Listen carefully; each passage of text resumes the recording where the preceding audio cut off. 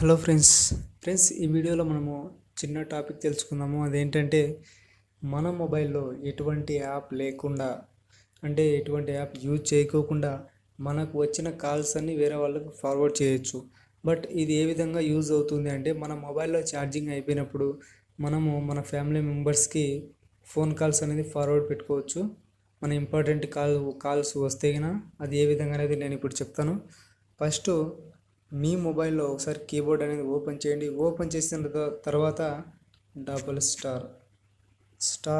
Star అని 21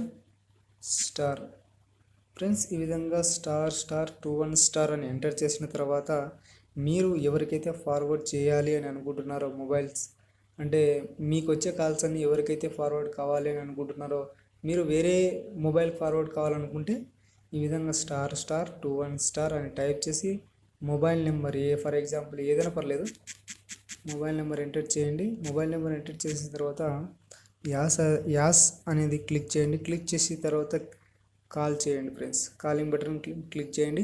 ఇలా click చేస్తే మనకు వచ్చిన ఫోన్ కాల్స్ అని అక్కడికి వెళ్తాయి friends. Okay friends, bye. Next వీడియోలో ఇంకొక టాపిక్తో, మంచి టాపిక్తో మళ్ళీ కలుద్దాం ఫ్రెండ్స్.